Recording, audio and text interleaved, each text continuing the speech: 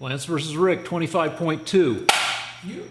All right, so we were just talking about sexual harassment, and I said I'm not a sexual harasser, yet here I am standing here.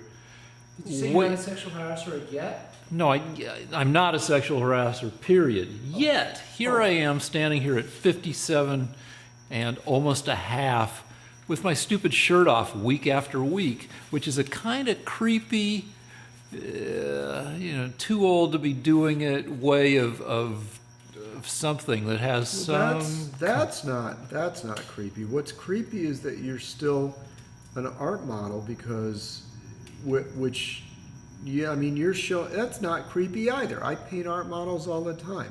But you are showing off your whole winkle to groups of mixed men and women on a monthly basis. Not very often, not monthly. It's at this point, it's more like yearly. I wanted to do this thing naked because I thought it would be funny True. to have a naked guy yelling at another guy about politics, but it's good we didn't because then you couldn't put it on YouTube and you guys wouldn't have wanted to spend 60 hours or more. Have we talked about how long you all have been and worked together in doing this?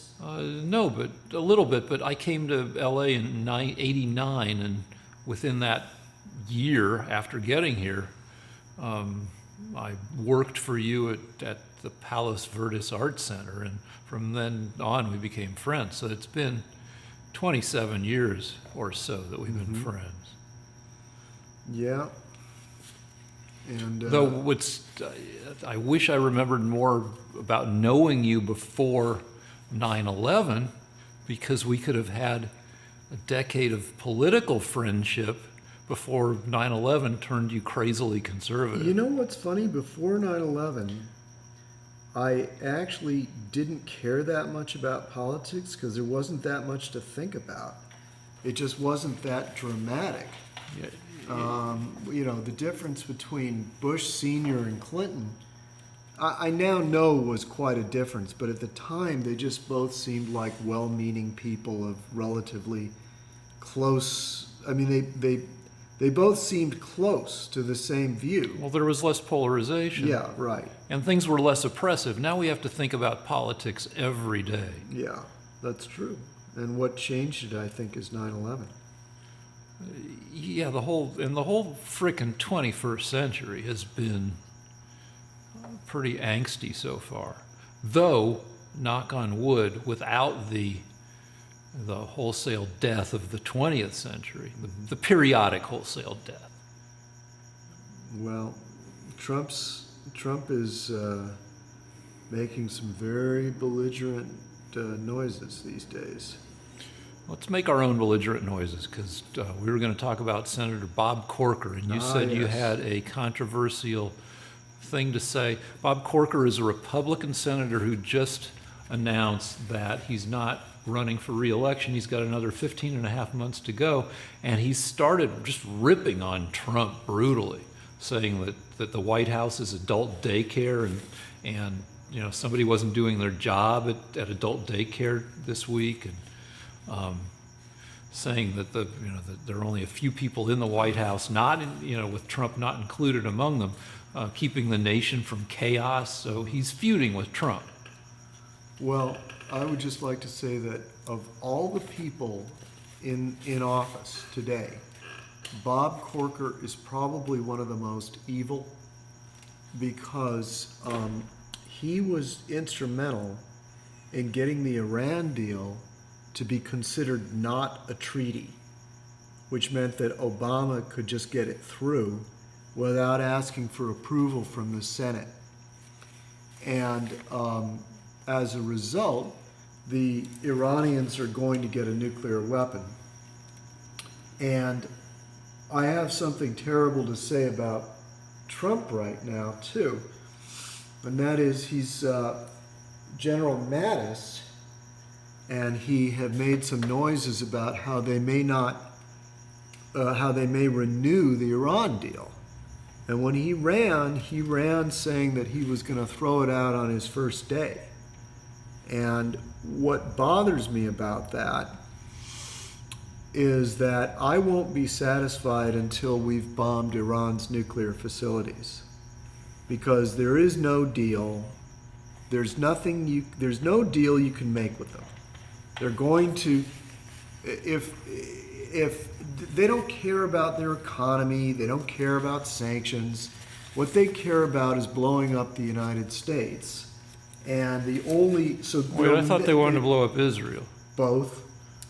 So they'll never give up those nuclear weapons or those nuclear facilities until we bomb them, along with Israel. So I'm very worried that Trump's not going to let that happen. Well, today, just on the radio earlier, I heard one argument in favor of I don't entirely agree with you. I like that we have this Iran deal. I don't think it's the worst thing in the world, but I do think that there's a reasonable possibility that at some point in the future we bomb Iran. God willing. Well, I don't know about God willing, but it doesn't seem unreasonable that that's a possibility. But the argument I heard that sounded at least a little persuasive to me is that one of the dangers of dumping that deal is that it says to other countries, don't bother to try to make a deal with us because we'll just toss the deal. Yeah, I don't care. It's sort of like right now, we're looking at Iran getting a nuclear bomb and using it on us and everybody else. And nothing is more important than that, including whether some country thinks we're trustworthy in deal making. Okay, so. And wait, I just want to say one thing. In case people haven't heard my opinion about all this stuff and why I think this, the deal has as one of its codicils that, and I've read the Iran deal, that the United States can't inspect any military facilities, which means that the Iranians could just put all their nuclear factory bomb making underneath nuclear bases. I mean, who the hell would agree to such a crazy deal? So obviously that's where all the nuclear bombs are being made. And Well, some people who know their stuff think that they're not making nuclear bombs right now. I don't care what the people that know their stuff But okay, are so we saying. know what your point of view is. Yeah. But let's move on from this to nuclear bombs. Wait, I just want to say something. I want war, because nothing else is going to work. Well, hold on. I'm the first. I want to go on record as the first American to be so politically incorrect that I'm for war. Well, like what's- whenever you see a movie, everybody in the movie is always desperately trying to prevent a war. I'm not. Well, let me give you a chance to back a little bit off of that, which is like, in the past, the U.S. has managed to bomb stuff. Mm-hmm. Like, who have we bombed? We bombed Bosnia? Yeah, that's what. Well, we bombed Serbia. Which ended ended their genocide Right. against. So it was we- a very successful bombing. We bombed them, and we didn't end up at war with Serbia. We just bombed them. Yeah, we may get away with bombing Iran and that being the end of it. So you don't really want war as much as you want to bomb certain Yeah, places. but I mean, technically, it's an act of war. Yeah, but I think you don't want full-on war if you can just bomb the crap out of some places. Yeah, that would be fine by Okay, me. all right. I mean, it's just that's just a technicality. Well, no, I mean, there's a difference between bombing a place and being at war with a place. Well, they're going to declare war on us if we bomb them. All right, so let's move on from nukes, which are super killy things, to guns, which are also super killy things. Mm-hmm. And I have a really, I don't know if it's entirely stupid point of view, but it's a point of view at least. In 1945, the U.S. had 47 million guns, approximately. All right. In 2016, the U.S. had 404 million guns for a population of 325 million people. So, more guns than people, Okay. though not evenly distributed. Their guns mostly belong to people who really like guns. Okay. But, and a political situation which makes gun control legislation really tough to pass. Everybody says Australia and England and you know other and yeah, well, good luck getting some of that legislation. So I think when it comes to killy stuff, that the problem of that somebody can shoot you and you're dead forever, or somebody can drop a nuclear bomb on your city and you and 200,000 other people are dead forever, is fairly intractable, but only for the next, say, 150 years. Similarly to climate change, where you have these super tough problems that become less of a problem once we can move human mental information processing out of human skulls. And you can say that that's crazy and science fiction-y, but it's coming in less time than the US has been a nation. Within the next 80 to 100 to 120 years, we'll be able to replicate human thought outside of the human brain. We'll figure out the math of it, the technology of it. And once you can do that, then to some extent, people become bulletproof and nuclear bomb-proof, because as long as the information survives and the technology is available to rebuild people based on that information, you can get shot and still be rebooted in another vessel. And yeah, that's crazily science fiction-y, but guess what? We live in a world that is becoming crazily science fiction-y. What you're talking about is something that philosophers have talked about for centuries. Mm-hmm. It's an old philosophical question, and here's the question. If somehow your soul could be taken out of your body and a new soul from God or whatever was put into your body, but it had the same memories that you have, would you still be you? Would that person be you? Yeah, this is the same argument as the Star Trek argument, which is there's a transporter accident, and instead of sending you someplace, it makes two of you. Yeah. Which of you is you? And is it okay to kill one of them because then there's still you? Right. So I mean, but both questions are predicated on atheism. You see, atheists love this question because before you can even have the discussion, you've eliminated the idea of a soul, which is what you've done in your thing too, without realizing it. No, I've realized it. So you're basically saying there's no soul. Well, no, I'm We're saying, just a hold on. collection of thoughts.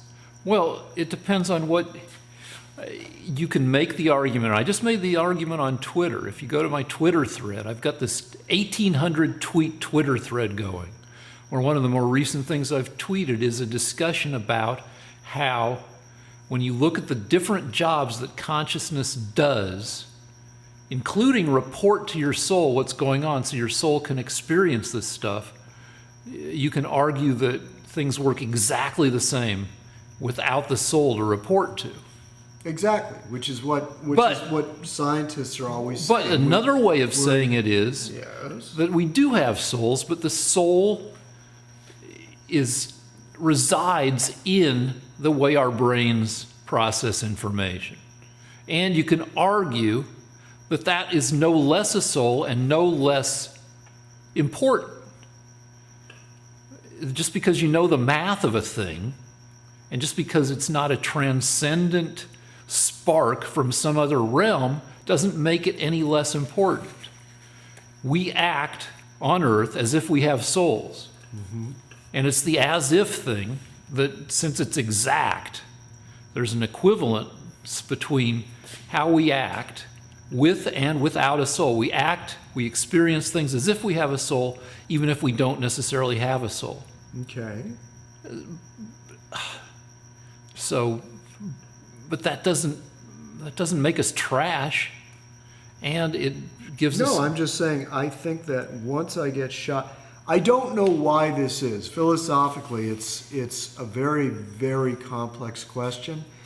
But I think if you shoot me, if on Monday I download all my memories and thoughts and the way I think to a computer, and on Tuesday if I get shot, then I'm dead, even if my thoughts and memories are on a computer. Well, let me make you this deal. All right. I'm a salesman, and I'm going around giving people in your neighborhood a great deal for free. I will give you this power to be replicated in case something happens. So you can have it one of two ways. You can either be shot and be dead, or you can be shot and be dead, but be backed up and replicated. You're not going to take for free, because I'm a salesman and I'm trying to, it's like aluminum siding. We're going to put siding on 4 houses in your neighborhood to see if we can get other people to buy siding, which is not really how it works. They're just going to rip you off with siding. But will you turn down the free replication deal, or would you take I'll it? tell you why it wouldn't mean anything to me. I mean, because I would still be dead, and the only reason I think something like that would be of value is if I was right on the brink of curing cancer, or somehow my presence with my personality was required to help humanity. Well, Like if Lincoln could have been brought back to life, that would be great. After he'd been shot, would have been great for America. But just a guy like me, who's just incredibly talented and handsome, going around without my So soul. you turn in me, down the deal? There's no reason. I would have no reason. Well, for it. because you're making a different version of Pascal's wager. You know Pascal's wager? Yeah. Get right with God on your deathbed. You might as well, because it costs you nothing.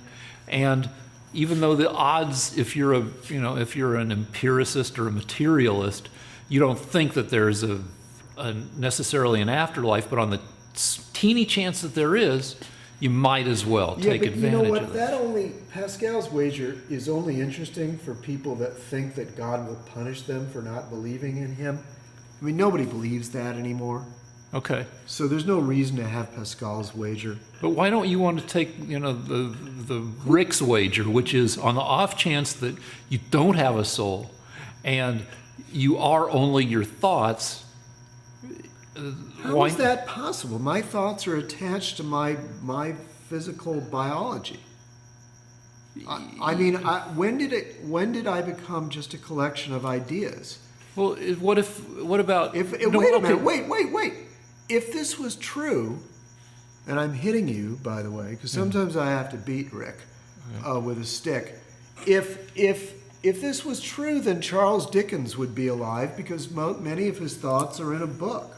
Well, he's alive in a way, but not in any reasonable way. And so, no, you have so to what do I feel about your idea. Or let me make you this other deal.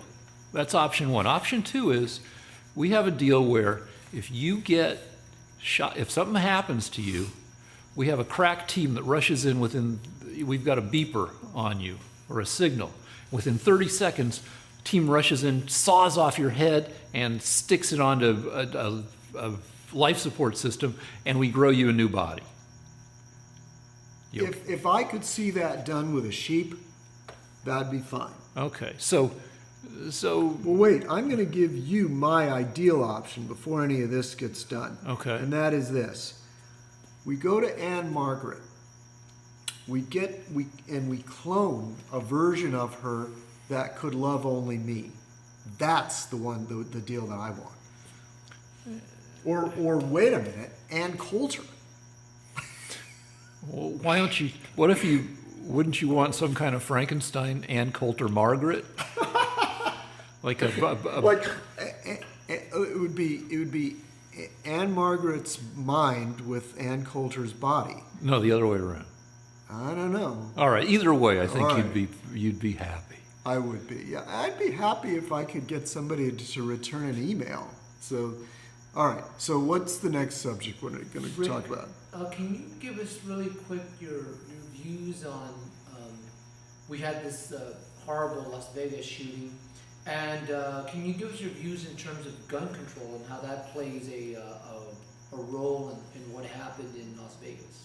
All right, well, the one thing that seems like it might happen is that we might get a ban on bump stocks. Bump stocks are weapons that fire almost as if they're automatic weapons, because the recoil from every shot you take with one of these weapons is like pulling the trigger on the next shot.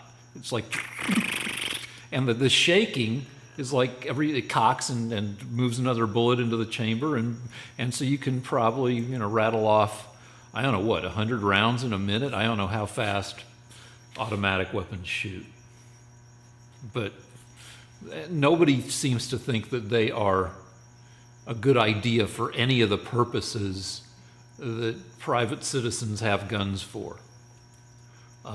So I'd be cool with that, in that it would show that even though gun control seems to some extent be a lost cause, it would show that everybody could agree that a particularly egregious form of weaponry doesn't need to be in private hands. You've got an incredibly high percentage of Americans across the board, gun owners, NRA members, liberals, who say that there should be increased background checks, but that never happens because strong Second Amendment voters really vote like crazy. And if the NRA comes out against you, you'll lose all those voters. So it's not just the demographics, it's how dedicated various groups are to voting. And Second Amendment people are super dedicated. But being able to pass any kind of super reasonable gun control legislation is a step forward. It could lead to,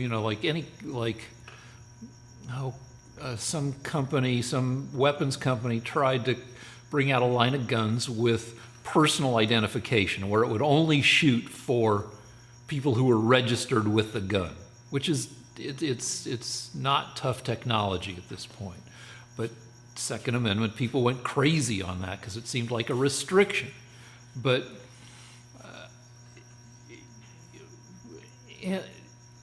if it, so any kind of legislation that could pass, that could show that, get people to think about what could be reasonable yet preserve the Second Amendment is progress.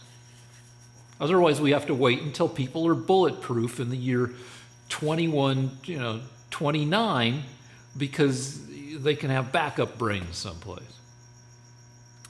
Okay, my opinion is I'm very much religious on this particular video, because I think we need to face the facts that the reason we're getting this kind of crazy stuff happening is because I think this is the inevitable result of more and more atheism. Because if, like I said earlier, if you're afraid of God, you will not deliberately hurt somebody. All right, so to be clear, you're not saying that God is doing this because he's pissed off at us. No, I'm not. You're saying that faith in God, the loss of faith in God, is making people cavalier. Yeah, I mean, and it's not even my opinion. There are studies that show that super religious people commit less crime, and the other thing is that when they do commit less crime, if they commit a crime, the further they go, the further it goes from Sunday. Like if they went to church on Sunday, they're more likely to commit a crime on Friday than they are on Monday. So in other words, you actually get a certain reluctance to commit crime if you've just heard a religious sermon. And that's human nature. It makes perfect sense. So how do you get people to be more religious? Well, I actually think that one of the reasons people aren't religious these days is because they haven't heard any of the good religious arguments for belief in God. up until now, the only arguments they ever hear are atheist arguments. And I've heard my whole life, I've been hearing atheist arguments, but only in my 50s did I start hearing excellent arguments to argue that there is a God. And so I think the religious people need to make those arguments more and more to young people and say it's not that unreasonable to believe in a God. It's, in a way, it's equally unreasonable to say that there is no God. Well, I don't have a problem with what you're saying, except that a lot of religious arguments, and I don't know, you could probably apply it to non-religious arguments too, are made by dipshits espousing goofy points of view, like, you know, that, like Pat Robertson on the 700 Club, who says that, you know, hurricanes are because God is pissed at homosexuality and crap like that. That's not apologetics. Yeah, but nobody hears apologetics. Apologetics, for those who don't know,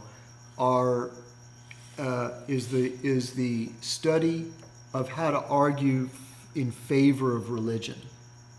And the main argument I hear from people is just what you gave me, that what about dicks that say that America is being punished for its acceptance of homosexuality by having hurricanes hurled at it by a vengeful God? I mean, this is crazy stuff, and it has nothing to do with whether there is a God or not. And it cheapens religion. Yeah, and my point is that a good somebody that can argue in favor of a belief in God has a lot of arguments at his disposal. Yeah, but it doesn't have a TV channel at his or her disposal.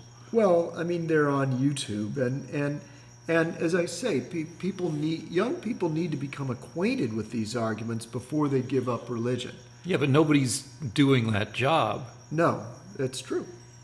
I have something else to say, which is kind of weird, but I think God can take care of himself. So I'm not that compelled to start arguing in favor of, I do a little arguing with people that I know or on Facebook, but I think if there's going to be a religious revival, then it's up to God to have it happen. Nobody has to make it happen if there really is a God and he cares about this stuff. I'm closer to atheism than to your, I think, version of God. Mm-hmm. But I'm not so much an atheist that I don't entirely disbelieve the idea of some God. Okay. Though it's a very limited God. If I could just play the devil's advocate here with Lance. Yes. Well, it seems that Rick is less a Bible thumper than you are, or at least in terms of believing in God. But yet, Rick seems to have a more sympathetic and God approach to, let's say, talk about immigration, and where you bring in the people that want to come here and benefit from our country. You want to kick them out. Can you? Oh, absolutely. Because what would God say about because the Lord helps those who help themselves, and there's nothing in the Bible that says that right now there's over 7 billion people on the planet. I said this briefly last week. There's over 7 billion people on the planet, and if we open the border, 6 billion of them are going to want to come to the U.S. And that's where this is leading. All right. So, wait. Just let me get. Let me give you credit. No. Let me get a thought off, please. But, let me get a thought off. All right. It's only going to come to a head. This is inevitable. This problem is going to happen, and this is the problem. We're eventually going to have to say we can't take any more people. And what we have to understand is that if you're from some shitty country in Central America or wherever, bringing you here is not going to solve the problem. What has to happen is those people in those countries have to save their countries.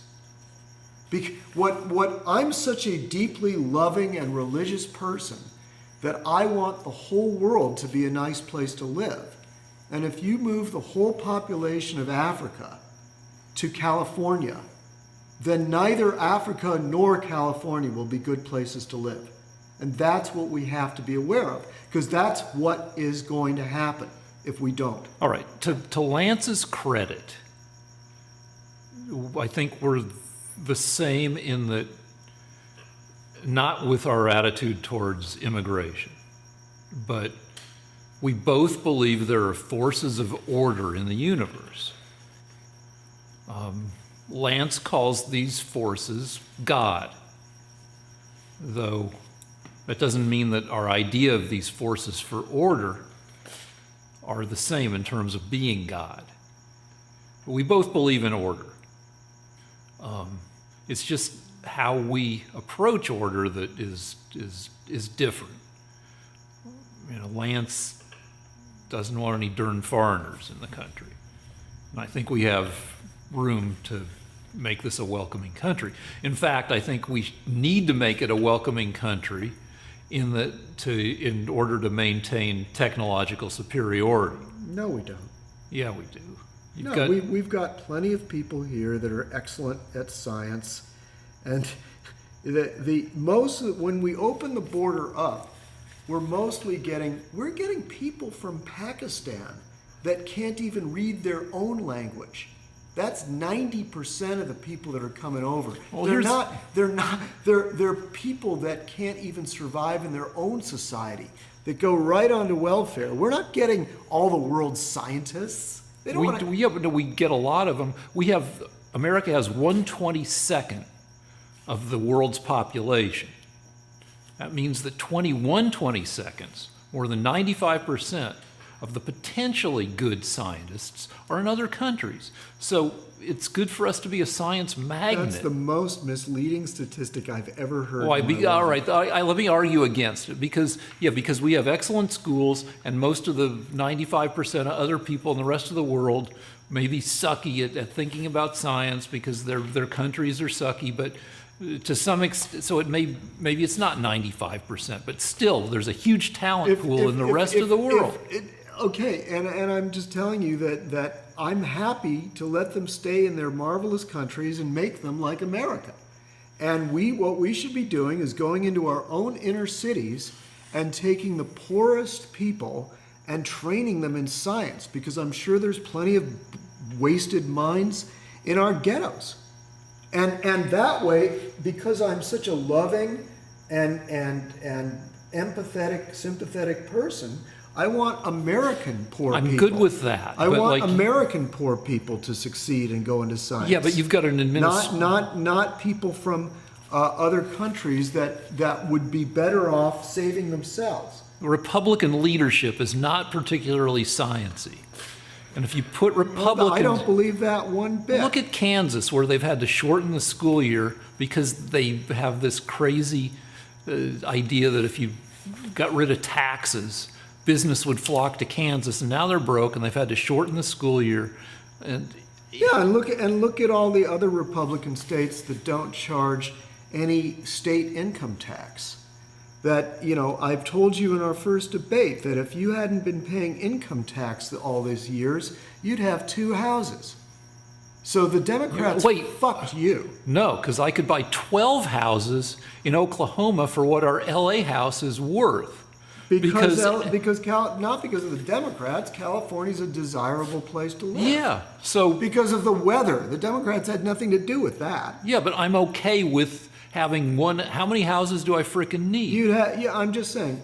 And furthermore, as far as science goes, it's the Democrats that are passing legislation now that you can operate on your 9-year-old so that he will not turn into a man because he thinks he's a woman. That's Democrat science for you right there. Do you know that should be illegal? But all right, the Democrats love that. That you're doing whataboutism, and we got a break in a sec. Well, you just told me a blanket statement that the Republicans don't believe in science, and I'm telling you, well, who does? The Democrats are turning 9-year-olds into the What opposite aboutism? gender. You're taking a thing that affects less than 1% Well, then of you prove to me that the Republicans don't believe in science. climate change, evolution. So, there are MIT professors that don't believe in, No, in let's not- climate change. Yep. The head of climate science at MIT, the foremost scientist in the world at the time, he retired from MIT. He doesn't believe in Oh, climate he's change. retired. What was his field? He was the top climatologist No, you know what? in the Fucking, United I'm not States countenancing. at MIT. I'm not countenancing anybody reasonable believes.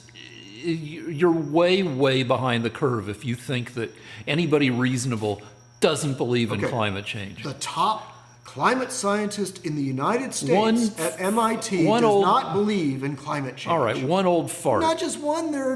I could go upstairs and find you dozens of important people that don't believe in it. But it's 97%. No, in it's favor. not 97%. That is a fake statistic. All right, let's break. I don't want to argue All about right. this because Thank it's, you. Let's break. it's dumb. I to- just want. You know what? I have nothing. It has nothing to do with the argument. I just love breaks. Rick, you said Okay. it was dumb. How do you respond to that? Well, you- That's, is that dumb? Well, what's dumb? That The- not, to- not, believe, Yeah, it's a not frickin- believing in science, climate science. Yeah. What I mean, look. Neither Rick nor I are experts in climate science. The only thing we can do is appeal to experts. Yeah. I can find some experts that will take my side. I'm an expert So at what- looking at graphs and looking at statistics. I've got a frickin' near major in that shit. Yeah. Did you know? Just recently, the British, in the past week, it's October the 8th, 2017. In the past 2 weeks, some scientists in Britain confirmed that the numbers were off on climate change. Some very significant thing. I can't find the article right now for you, but that because the numbers, the math was wrong, climate change is not as big a deal as they thought it was. What if the numbers are wrong, Rick? Well, there's a when you look at the mass of statistical evidence collected over the past 150 years, according to all sorts of different indices, CO2 concentration, ocean acidification, all that stuff, it all adds up to a very convincing case that there is frickin' climate change. Yeah, and this is why I hate the Democrats, because they want to spend trillions of dollars and turn the whole world back to the pre-industrial era Well, that's a in bullshit order to argument. lower the temperature 2 degrees. No, that's We a can't do anything that's about that's it, a, Rick. you're calling Rick, the we Democrats. can't do anything about it. We You can't do anything about it. Not without going back to 1850s No, that's a dumb technology. argument. That's a It's dumb the argument. smartest That's a argument I've Luddite ever heard. argument. Democrats aren't Luddites. Democrats. Now I know they're. How wrong. are you going to stop climate change, Rick? You can slow it. I don't know if you can stop it, but you can slow it down by By doing developing less polluting energy sources. And do you You know, my do favorite wait, energy wait, source, wait. which we can't do because it freaks everybody out, is nukes. I Is know, nuke- and it's the Democrats that are against that science. You made my argument. Thank you, Rick. Thank you. I have won the argument. It's well, over. No, not really, because there's other shit you can do. The light goes on. No, because like you love fracking, right?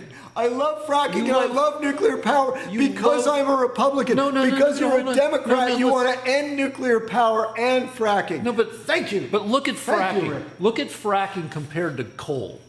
Fracking is the reason coal is going away is because fracking is kicking coal's ass.